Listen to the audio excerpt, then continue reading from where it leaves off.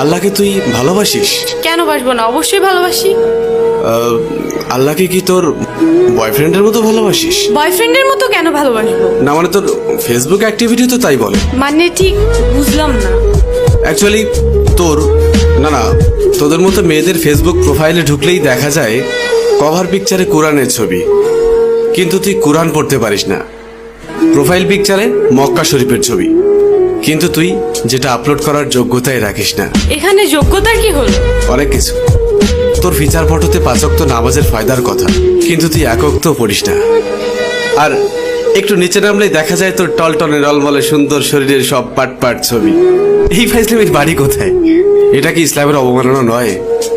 দেখ, তোর মুখে কি আল্লাহর নামটা মানায়? তাহলে আমি কার নাম নিব? আমি মুসলিম, আমি তো আল্লাহ নামই নিব। না, তুই বা তোরা মুসলিম না।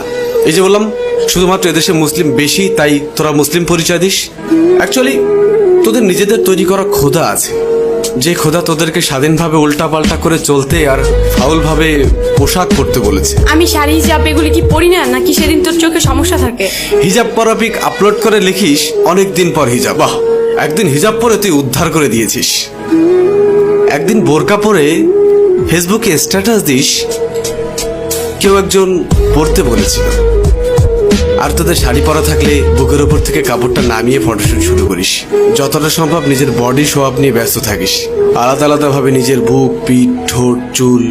আর তোর মুখের দিকটা ছবিতে ঠিক মতো আসুক আর না আসুক, বুকের মাপটা ঠিকই আসে। এটা কি আল্লাহকে অপমান করা নয়? তুই নিজেকে নিজের স্বাধীনতার আদলে শরীরকে প্রোডাক্ট বানিয়ে ফেলেছিস। নোংরা সিনেমার থেকেও নোংরা তোদের চলাফেরা। এবার বুকে হাত দিয়ে বল, আল্লাহকে তুই অপমান করছিস না?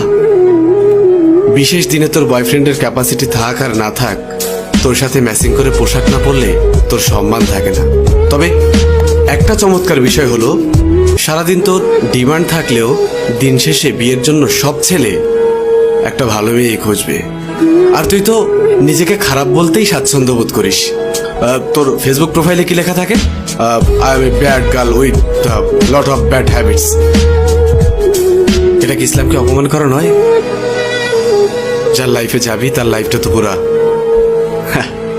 আচ্ছা বাদ দে, খাতাটা কই?